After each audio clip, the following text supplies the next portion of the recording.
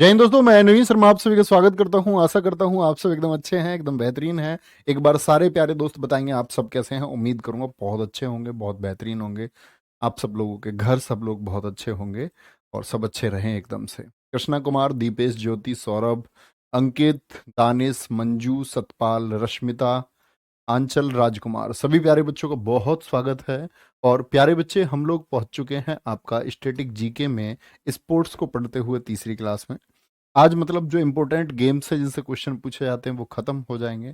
Daily हम बहुत थोड़ा थोड़ा इसमें पढ़ते आए, आप लोग रिवीजन करते होंगे, इतनी उम्मीद मैं कर सकता हूँ अच्छे स्टूडेंट से। ठीक है, तो कल इसमें बहुत इंपॉर्टेंट ये आपका गेम्स तो खत्म हो जाएगा ना, ये वाला, कि सभी गेम्स के बारे में, ओलंपिक हो गया, कॉमनवेल्थ हो गया, एशियन हो गया, पैरालंपिक हो गया। कल इसमें हम क्रिकेट शुरू करेंगे, ठीक है। वो भी एक मेजर टॉपिक होगा और फिर बाकी स्पोर्ट्स को शुरू। सही है, बहुत स्वागत है।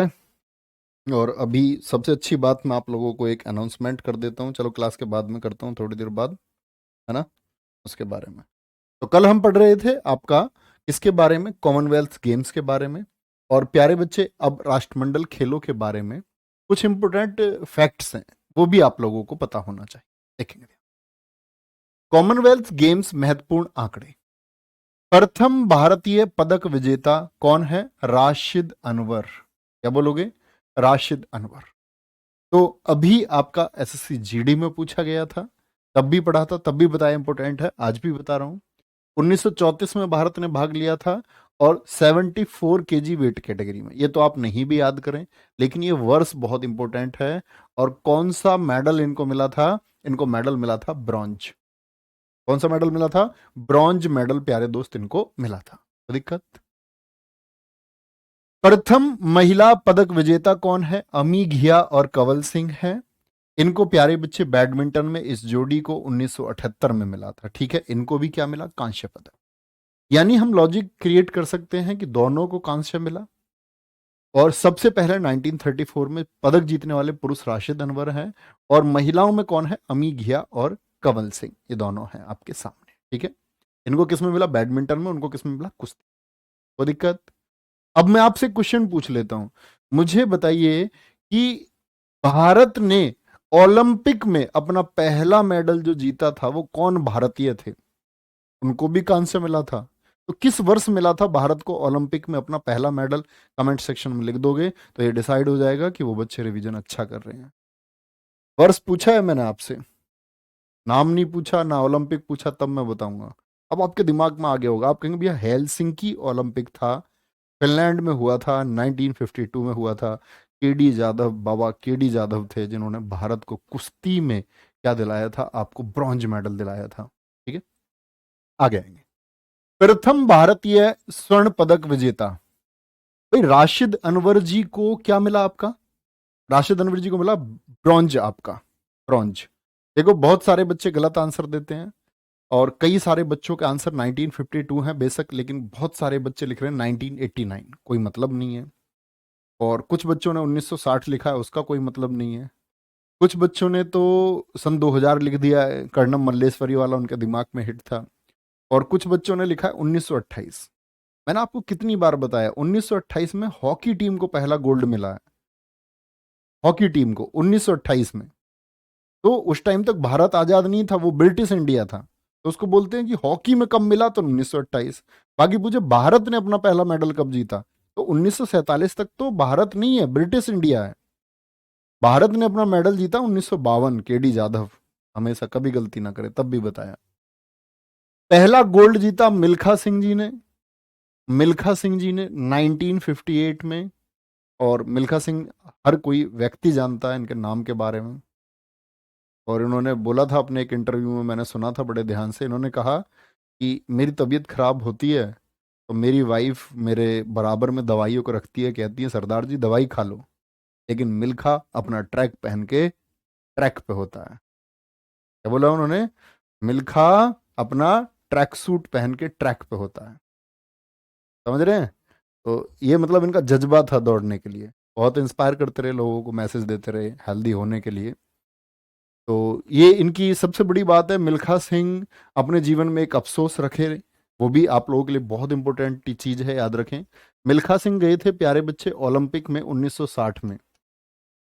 मिल्खा सिंह जी ओलंपिक में गए थे 1960 में, और ये रोम ओलंपिक थे, रोम ओलंपिक। जैसे आपको पता होना चाहिए, रोम ओलंपिक में इनका कौन सा स्थान था? फोर्थ प्लेस, चौथे स्थान पर रह गए थे। ठीक है, चौथे स्थान पर। तो इनको अपने जीवन में बड़ा दुख रहा था उसको। तो कहते हैं कि कभी जब हम लोग मेहनत कर रहे हैं और अगर हम उससे चूक जाते हैं और हम डिजर्व भी करते हो, लेकिन हमारा ध्यान कहीं बट जाए, तो हम उस चीज का पश्चाताप पूरी जिंदगी रहता है कि ये एक चीज हम नहीं कर पाए थे, और उस समय हमने पूरा डेडिकेशन दिखाया होता, पूरा हमने इसके लिए जो सपना देखा था उसके लिए मेहनत की होती, तो हम वो पूरा कर जाते, वो हम करके दिखाते। तो ये इनको एक दुख रहा था। और ऐसे ही एक दुख रहा था हमारे यहाँ पीटी उषा को, वो 1984 ओलंपिक में गई थी। पूछा जाता है पीटी उषा ने किस ओलंपिक में पार्टिसिपेट किया था, तो 1984 ओलंपिक में पीटी उषा गई थी, ये भी चौथे स्थान पर रह गई थी। इनको भी आज तक मलाल है, कुरुवल्ला कांति टेक परमिल उषा, पीटी उषा। ठीक है? प्रथम भारतीय महिला स्वर्ण पदक विजेता कौन है? रूपा उन्नीकृष्णन। ये शूटिंग में था इनका। देखो मिल्खा सिंह जी दौड़ से संबंधित रहे हैं, ठीक है, ये शूटिंग से 50 मीटर राइफल से इनका संबंध रहा है, 50 मीटर राइफल से, रूपा उन्नीकृष्णन।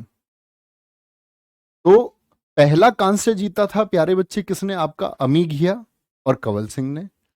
पहला मेडल पुरुषों में राशिद अनवर। लेकिन गोल्ड की जब बात आएगी, और गोल्ड सबसे ज्यादा पूछा जाता है, मिल्खा सिंह और आपका रूपा उन्नीकृष्णन, बहुत इंपॉर्टेंट नाम है। कॉमनवेल्थ गेम्स 1938 जो सिडनी ऑस्ट्रेलिया में हुए, पहली बार महिलाओं ने भाग लिया।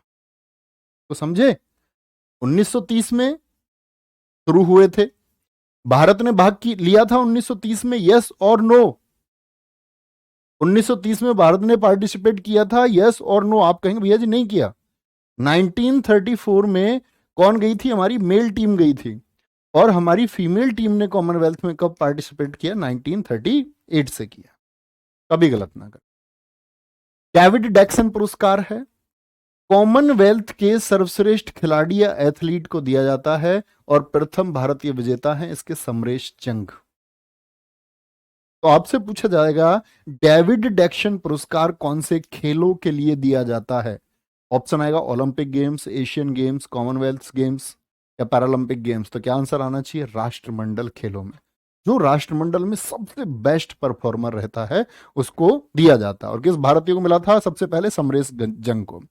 हॉकी और क्रिकेट, बहुत सारे लोग सोचते हैं कि ये कॉमनवेल्थ गेम्स में नहीं है, तो इनसे क्वेश्चन एसएससी ने कई बार पूछा है, हॉकी को कॉमनवेल्थ में कब शामिल किया गया, क्रिकेट को कॉमनवेल्थ में कब शामिल किया गया। ठीक है, चलो भाई, very good. Arun Kumar ji, too much love मेरे दोस्त, पूरे मथुरा को बहुत प्यार, पूरे उत्तर प्रदेश, पूरे भारत के हर व्यक्ति को बहुत प्यार। ठीक है, बहुत बढ़िया। नैना गुप्ता जी, स्वागत की तैयारी करो, आएंगे तो इनको फ्लाइंग सिख कहते हैं, हाँ बिल्कुल। चले भैया आगे, चलो। एशियाई गेम्स, अब एशियन गेम्स पर आते हैं। ये हमारा गेम्स का एक इंपॉर्टेंट, मतलब गेम्स जिनके बारे में हम पढ़ रहे हैं उनके एक इंपॉर्टेंट ये गेम होगा, और आखिरी होगा, कल से फिर हम क्रिकेट को पढ़ेंगे। देखो ध्यान से, एशियन गेम्स बहुत बार पूछा जाता है। 4 मार्च 1951 ये कहां हुए थे? नई दिल्ली में आयोजित हुए थे। तो एशियन गेम्स पहली बार कहां पर हुए? नई दिल्ली। बार बार पूछा जाता है, नई दिल्ली में 2 बार हुए हैं। ठीक है, अच्छा। ऐसे ही जो हम कॉमनवेल्थ पढ़ रहे थे ना, ये भी आपको पता होना चाहिए, ये भी कहीं किनारे पर कॉमनवेल्थ में ऊपर लिख लो। राष्ट्रमंडल खेल भारत में एक ही बार आयोजित हुए हैं, भारत में 2010 में आयोजित हुए थे। शीला दीक्षित तब सीएम हुआ करती थी दिल्ली की। 2010 में आयोजित हुए थे। ठीक है, कॉमनवेल्थ वाले में कहीं एक सर्कल बना के लिख लो कि कॉमनवेल्थ गेम्स दिल्ली में कब हुए थे? 2010 में। एक ही बार भारत में कॉमनवेल्थ गेम्स हुए हैं। एशियन गेम्स की शुरुआत ही भारत से हुई। दूसरे एशियन गेम्स कहां हुए? 1954 में हुए। देखो ये गेम्स बेसिकली सभी 4 वर्षों में होते हैं, Olympic, Paralympic, Commonwealth, Asian games, सब में अंतर कितना होता है? 4 सालों का। लेकिन प्यारे बच्चे एशियन गेम्स में भी अंतर 4 सालों का होता है। लेकिन एसएससी ने एक बहुत अच्छा क्वेश्चन पूछा था, पहले और दूसरे एशियाई खेलों के बीच कितने सालों का अंतर था? बोले, पहले और दूसरे एशियाई खेलों के बीच कितने सालों का अंतर था? तो जर्नली तो बच्चा कहेगा कि एशियन गेम्स में भैया 4 सालों का अंतर होता है, तो पहले दो में 4 का ना होके प्यारे दोस्त कितने सालों का अंतर था? 3 सालों का अंतर था। ये बात मैंने नोट भी की है, ठीक है? दूसरे पे कौन है? मनीला, ठीक है। दिल्ली में 1951 और 1982 में दिल्ली में आयोजित हुए। दिल्ली में कब कब कितनी बार हुए हैं? क्या बोलेंगे? दिल्ली में 2 बार हुए भैया, 1951 में और 1982 में।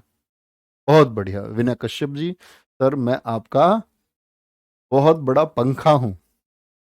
अरे भैया गर्मी आएगी यार, कूलर तो कम से कम बनो। एसी तो हमारे यहाँ है नहीं, है ना, और एसी हम लगाएंगे भी नहीं, तो कम से कम कूलर तो बनो भाई।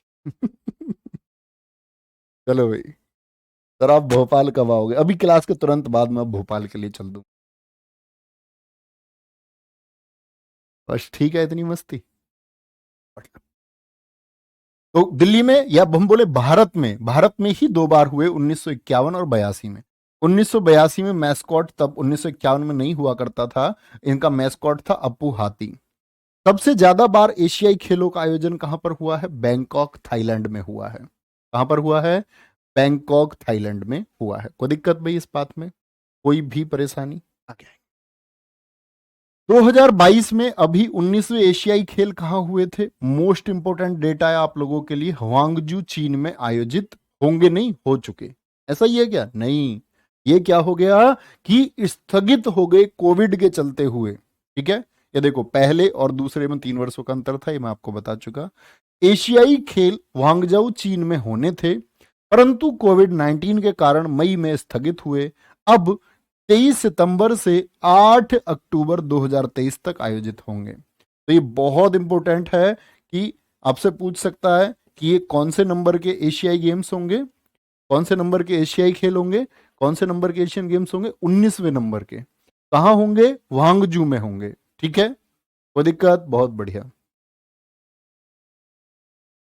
हाँ विनीत कुमार जी एकदम ठीक है, वेरी गुड। नवीन सर झूठे हैं, मेरा नाम नहीं ले रहे हैं। अब सच्चा हो गया मैं।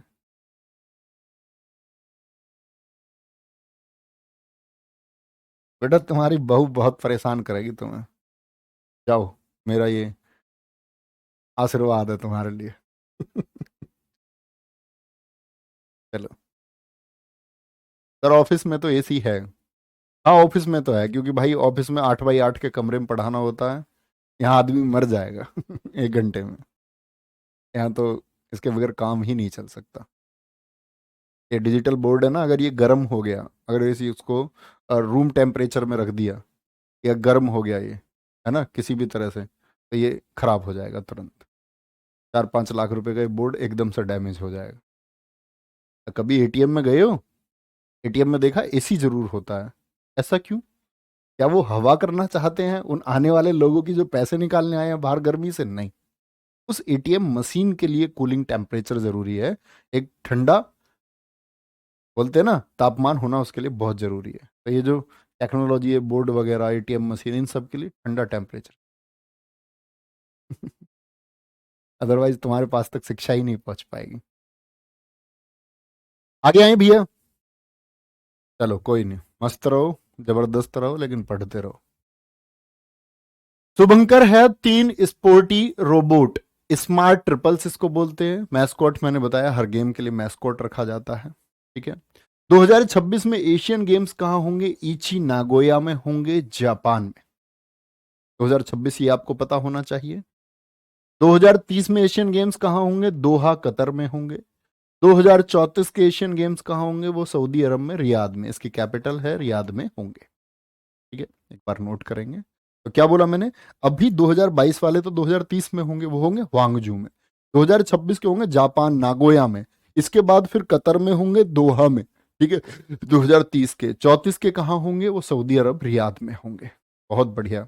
विनीत कुमार जी आप पहले से ही पूछ रहे थे 2026 में कहाँ होंगे। तो आपको आपका आंसर मिल गया होगा, खुश हो जाइए। बोलेंगे भाई फटाफट से। हम्म। कैसे भी, श्यामू निषाद मेरे दोस्त, जैसे आपको कंफर्टेबल।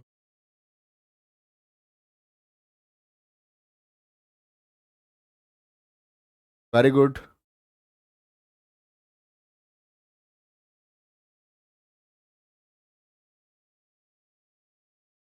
ठीक है,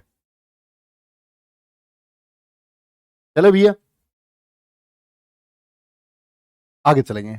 Olympic council of Asia Asian games का आयोजन कराता है। जैसे आपने पढ़ा था, जो ओलंपिक गेम्स है उसके लिए होती है international Olympic committee. International Olympic committee याद है, यस और नो? 23 जून 1894 लुसाने।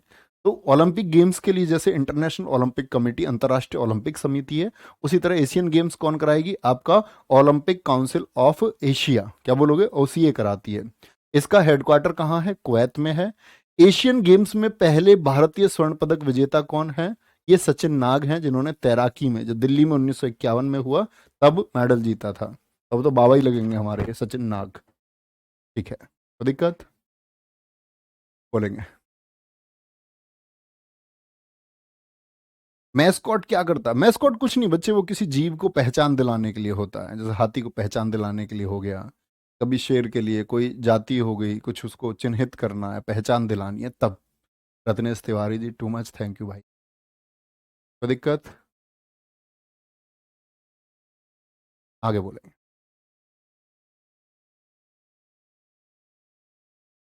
सर, भाग और प्रतिभाग में क्या अंतर है? एक हिंदी की क्लास चल रही है। वही अंतर है जो एक और प्रत्येक में है। अब तुमको एक और प्रत्येक का अंतर पता होना चाहिए। कोई दिक्कत जी?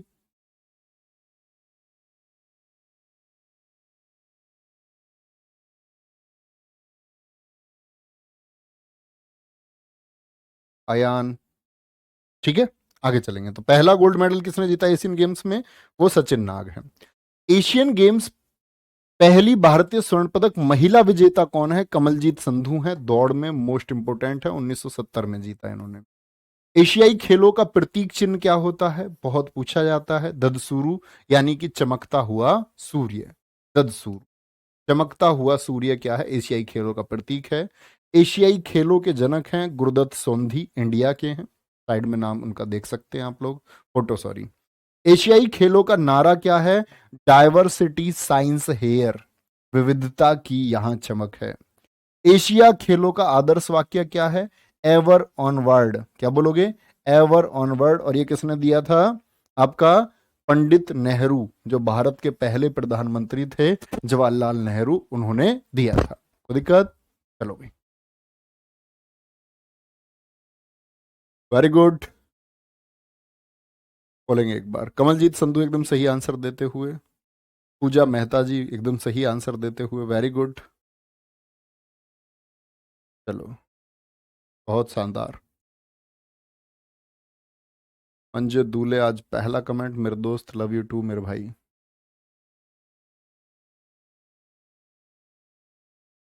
चलेंगे, कोई दिक्कत?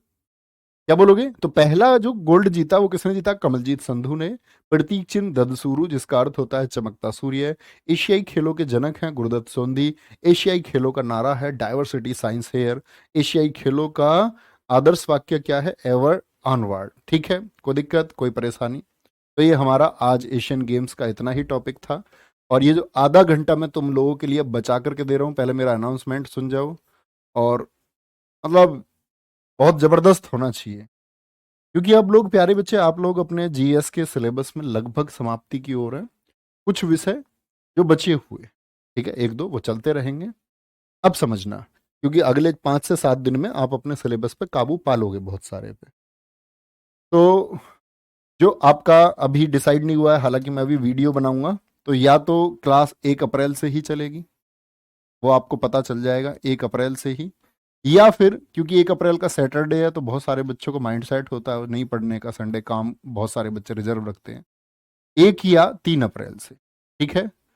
3 बजे से बहुत बच्चों के मैसेज थे, 3 बजे भैया जीएस का सेट बंद हो चुका है, जीएस नहीं पढ़ पा रहे हैं, प्रैक्टिस नहीं हो पा रहे हैं। यूट्यूब पर बहुत बच्चों के मैसेज होते हैं। तो 3 बजे आप लोगों के लिए एमटीएस का, प्यारे बच्चे, एमटीएस 2 से 3 घंटे का प्रैक्टिस सेशन, जिसमें कोशिश करूंगा कि डेली आपको 100 क्वेश्चंस और 100 क्वेश्चंस विद एक्सप्लेनेशन अगर मैं कराऊं तो आप इस बात को समझ सकते हैं कि हम एटलीस्ट 600 क्वेश्चन ये तैयार डेली कर सकते हैं। 600 नहीं तो प्यारे बच्चे अगर हम कम से कम भी बोलेंगे तो 400 क्वेश्चन हम डेली तैयार कर सकते हैं। और 400 क्वेश्चन अगर हम डेली तैयार कर रहे हैं और आप उसको पढ़ने के लिए तैयार हैं, तो अगर ये प्रैक्टिस सेट हमारा लगभग 1 महीने चल जाएगा आपके पेपर से पहले आराम से, उससे ज़्यादा ही दिन हमारे पास रहेंगे, तो याद रख लेना प्यारे बच्चे, 1 महीने में ना, 1 महीने में डेली 400 के हिसाब से आप देख सकते हैं कि 400 और लगभग अगर 25 प्रैक्टिस सेट भी हमारे हो गए तो आप लोग समझ सकते हैं प्यारे बच्चे कितना हो गया आपका, लगभग 10,000 क्वेश्चन जो किसी भी परीक्षा को तोड़ रख सकते हैं। और एक एक पर्सन का मैं अनुभव रखता हूं इस बात का कि कौन पर्सन किस परीक्षा में एसएससी ने कब पूछा है, ठीक है, और क्या पूछ सकती है, उसका लगभग एक आइडिया मुझे है। और शायद वो मुझे कंठस्थ है उतनी चीजें कि कौन सा क्वेश्चन कहाँ लगभग पूछा गया, एक आइडिया, क्योंकि उन चीज़ों को मैं कई बार देख चुका हूँ। आप लोगों के लिए वो डिलीवर करने जा रहा हूँ और मतलब दम लगा देंगे, मैं इसमें दम लगाऊंगा अपना। मैं एक हद से ज़्यादा इसके लिए कलेक्शन आप लोगों के लिए क्या आ सकता है, क्या आपको तैयार करना चाहिए कि इसके अलावा कुछ ज़रूरत ना हो। बहुत सारे बच्चों के डाउट रहेगा, भैया जीएस में वीक हूँ, जीएस याद नहीं हो रही है, क्या सिर्फ प्रैक्टिस सेट में ये कर लूंगा तो कुछ कर पाऊंगा। मैं करूँ आप जितना बाकी बच्चे कर पाएंगे उतना आप कर, जो एक सबसे शानदार, लेकिन इसका एक भी शब्द ऐसा नहीं होना चाहिए जो आपको याद ना हो, ठीक है। तो ये क्लास में रह के पढ़ना है, इसको अपने शॉर्ट नोट्स बनाने हैं इसके, अपने हाथ के नोट्स। जो इस चक्कर में रहेगा ना इसमें कि मुझे पीडीएफ मिल जाए इसकी, वो ना तो आज कुछ कर पाएगा ना कल कुछ कर पाएगा। ये बात याद रख लेना, ठीक है।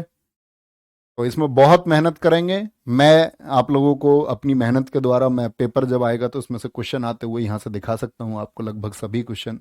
आप कितनी मेहनत कर सकते हैं ये आपके पक्ष की बात है। तो अभी हमारा टाइम हुआ है 12:32, तो ये जो 28 मिनट हैं, अच्छे छात्र बन के इस 28 मिनट में रिवीजन कर लीजिए जो हमने स्पोर्ट्स में अब तक पढ़ा है, ओलंपिक, पैरालंपिक, कॉमनवेल्थ, और तब इस मेज से हिलना, तब पानी पीना, तब खाना खाना, ठीक है। तो अपना ख्याल रखिए, बहुत सारा बाय बाय, टेक केयर, जय हिंद, जय भारत। मिलते हैं 1 बजे इतिहास की क्लास। Thank you. कुछ बच्चे पूछ रहे हैं सर जी ये क्लास कहाँ होगी, भैया यूट्यूब पे होगी, यूट्यूब पे 3 बजे यूट्यूब पे प्रैक्टिस सेशन मेरा होता था, यूट्यूब पर होगी ये क्लास, ठीक है। मैं आज ही वीडियो बनाऊंगा इसके बारे में, तो उसको शेयर सभी बच्चों तक जो एमटीएस की तैयारी करते हो, अच्छे से सब दोस्तों को उसके बारे में बताना कि एक प्रैक्टिस सेट आप कर सकते हैं जी। Thank you.